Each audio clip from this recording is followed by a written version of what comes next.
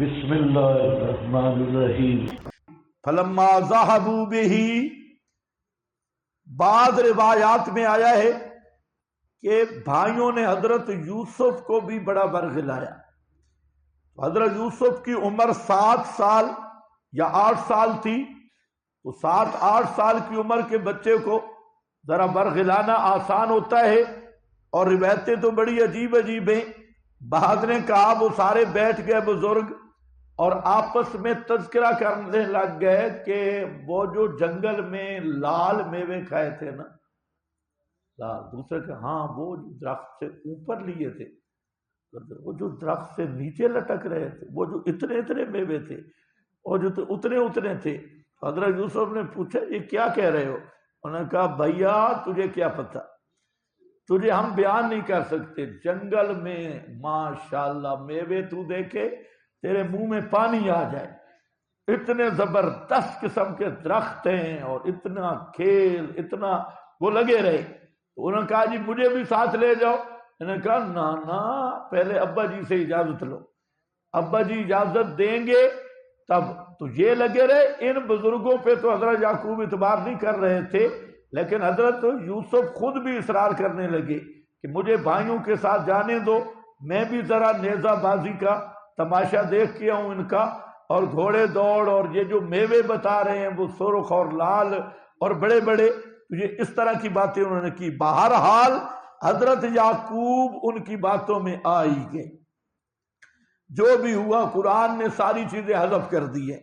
فلما ذهبوا به، پس جب لے گئے وہ حضرت یوسف کو، وَأَجْمَعُوا، اور اجماع کر لیا۔ بعض ایسے بھی اجماع ہوتی ہیں، اجمعوا، یہ جو ہماری للڑ برادری اجماع کرتی ہے وہ ایسوں کا اجماع ہے۔ کیا کہیں گے؟ اجماع۔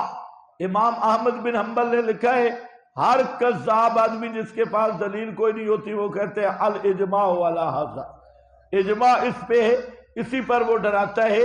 تو اب یہ اتنی موٹی بات نہیں سمجھ سکتے، کہتے ہیں جی حیات النبی پر اجماع ہے۔ آپ ان سے پوچھیں حیات النبی میں اجماع حجت شرعی بنتے ہی نہیں ہے۔ اجماع کے لیے شرط لکھی ہے ساری کتابوں میں، ممات النبی بعد ما توفیا، بعد ما ماتا، رسول پاک زندہ ہوں تو اجماع شرعی حجت بنتا ہی نہیں۔ لیکن اس کمپنی کو کون سمجھائے؟ ان کے سارے اصول ہی رہے، ادھر کہتے ہیں حیات النبی، ادھر کہتے ہیں اس پر اجماع۔ ان کو کہو حیات النبی میں تو اجماع ہو ہی نہیں سکتا۔ اور باقی جو اجماع ہے کس پر؟ کہ انبیاء کرام کی اربع ابدان میں آ گئی۔ ہم کہتے ہیں اجماع چھوڑو، آپ کا جو عقیدہ ہے کہ اربع انبیاء اجساد انبیاء کے اندر ہیں اور حضرات انبیاء عند القبور سنتے ہیں، اس پر صرف ایک صحابی کا صریح قول پیش کر دو، تابعی کا، تبع تابعی کا، 4 اماموں میں سے کسی امام کا، ان کے شاگردوں میں سے کسی شاگرد کا قول پیش کر دو۔ اجماع کے چچے اور کیا کہتے ہیں سیوطی اور بیکی کا اجماع ہے، تو پھر ایسے اجماع یہ بھی کھڑے ہیں جو ان سے بھی بہتر ہیں۔ اجمعوا، اجماع ہے پختہ کرنا، پختہ ارادہ کر لیا انہوں نے۔ ان یجعلوا، ہو یہ کہ ڈال دیں حضرت کو، فی غیابت الجب، فی غیابت الجب، بیچ گمنام کنویں کے، گمنام کنویں کے۔ تو اب یہاں لما ذهبوا به، لما ذهبوا به کی جزا مقدر ہے، آپ کے پاس لکھا ہے فعلوا به ما فعلوا، فعلوا به ما فعلوا، یہ جزا چھوڑ دی۔ فرمایا جب لے گئے تو انہوں نے کیا حضرت یوسف کے ساتھ جو انہوں نے کیا۔ اس کو قرآن نے بیان نہیں کیا، اس کو مفسرین حضرات نے جس رنگ میں بیان کیا تو وہ روایات آدمی پڑھ بھی نہیں سکتا۔ اور انہوں نے لکھا کہ حضرت یوسف علیہ السلام پر سب بھائیوں نے جب باپ سے غائب ہوا تو اتنے مظالم اور ظلم کیے اور مختلف قسم کی تکلیفیں دی، کانٹوں پہ چلایا اور شربت وغیرہ وہ بھی لے لیا اور مارنا شروع کیا بار بار. لیکن یہ علامہ آلوسی نے لکھا ہے والروایات فی کیفیت القائہ وما قال وما قیل لہو کثیرۃ. روایات آپ کو کنویں میں ڈالنے کی اور جو کہا گیا آپ کو انہوں نے کہا یہ بہت روایتیں ہیں اور ایسی ہیں تضمنت ما، ایسی روایتیں ہیں کہ جس سے پتھر بھی رو پڑے نرم ہو جائے. لیکن لیس فیہا ما لہو سند یعول علیہ، لیکن ان کی کوئی سند نہیں ہے اور قرآن نے اس لیے نہیں بیان کیا کہ ان روایات سے رکت طبی پیدا ہوتی ہے اور قرآن پاک کے مقاصد میں سے نہیں ہے رکت طبعی. رکت طبی سمجھتے ہو کافر بھی رو پڑتا ہے، تو اب قرآن پاک میں رکت ایمانی مطلوب ہے. جو طبی رکت ہے کہ کافر کو بھی ترس آئے مومن بھی رو پڑے، تو ایسا رونا قرآن پاک کے ہاں محمود نہیں ہے، مطلب مقصود نہیں ہے. تو ایسے رونے کو قرآن رکتوں کو ذکر نہیں کرتا، اس لیے ذکر کیا کہ جب لے گئے تو فعلوا بہ ما فعلوا.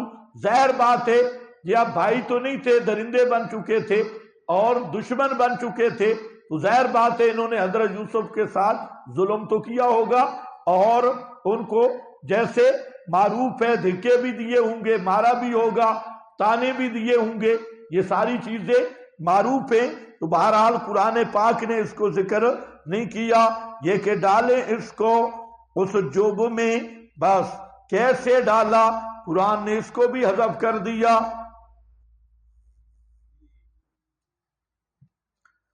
کیسے ڈالا قرآن نے اس کو بھی حذف کر دیا. فلما ذهبوا به فأجمعوا أن يجعلوه في غيابة الجب. پس جب لے گئے حضرت کو وَأَجْمَعُوا اور پختہ ارادہ کر لیا أَن يَجْعَلُوهُ یہ کہ ڈالیں اس کو فی غیابت الجب بیچ کنواں گمنام کے وَأَوْحَيْنَا إِلَيْهِ اور وحی کی ہم نے طرف حضرت کے البتہ ضرور بضرور خبر دے گا ان کو بے امرہم ھذا ان کے اس امر کی وہم لا یشعرون اس حال میں کہ وہ سمجھتے نہیں ہوں گے. اجمعو کے لفظ سے معلوم ہوتا ہے کہ کنویں میں ڈالنے تک ان میں اختلاف رہا. جیسے پہلے مشورہ میں اختلاف تھا تو کنویں کے اندر ڈالنے تک رائے مختلف رہی، لیکن اجمعو اب آخر میں جا کر وہ متفق ہو گئے اور پختہ ارادہ کر لیا. اوحینا الیہ اس وحی میں دو قول ہیں. ایک یہ کہ جب حضرت یوسف کو کنواں میں ڈالنے لگے تو اللہ تعالیٰ نے حضرت یوسف علیہ السلام کو یہ وحی کی. دوسرا قول یہ ہے کہ یہ کنویں میں ڈالنے کے بعد وحی ہوئی. اوحینا میں دونوں احتمال ہیں. بات یہ ہے کہ حضرت یوسف علیہ السلام ابھی 7-8 سال کی عمر کے تھے جبکہ نبوت عموماً 40 سال کی عمر میں ملتی ہے۔ یہ کون سی بئی تھی؟ تو اس میں بھی 2 قول ہیں۔ ایک قول یہ ہے کہ یہ بئی نبوت تھی اور اصل ضابطہ یہی ہے 40 سال پر نبوت ملتی ہے، لیکن بعض انبیاء کرام کے لیے بعض مستثنیات ہیں، جیسے حضرت عیسیٰ کے بارے میں کہا جاتا ہے یا حضرت یوسف، تو یہ اصل ضابطہ سے مستثنیات میں سے ہے۔ لیکن صحیح بات یہ ہے کہ یہ وحی تھی، نبوت والی وحی نہیں ہے، یہ تسلی والی وحی ہے۔ جیسے موسیٰ کو وحی ہوئی کہ حضرت موسیٰ علیہ السلام پر جب حکام کا خوف محسوس کرے تو ان کو دریا میں ڈال دے، تو اسی طرح کی یہ وحی تسلی کی وحی تھی۔ اب اس کی صورت کیا تھی؟ دل کو مضبوط کر دینا اور دل میں القاء کر دینا، یہ بھی ایک صورت ہے الہام اور القاء، جس کی تعبیر وحی سے ہو سکتی ہے۔ اور یہ بھی ممکن ہے کہ فرشتہ کے ذریعے یہ وحی کی گئی ہو یا القاء اور الہام کے ذریعے۔ بہرحال قرآن نے اس کی تفصیل نہیں کی،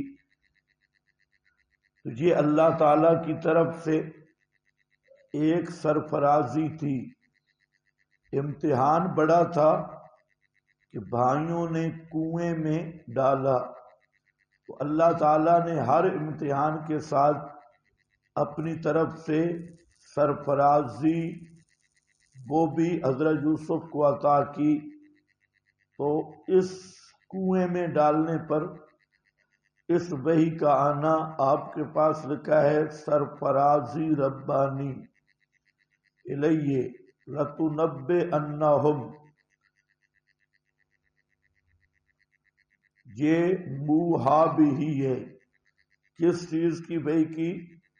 کہ ایسا دن آئے گا کہ آپ ان کو خبر دیں گے بے امرہم، ان کے کام کی، ھذا جو یہ ہے، اس کام کی آپ انہیں خبر دیں گے، وَھُمْ لَا يَشْعُرُونَ، اور وہ نہیں جانتے ہوں گے۔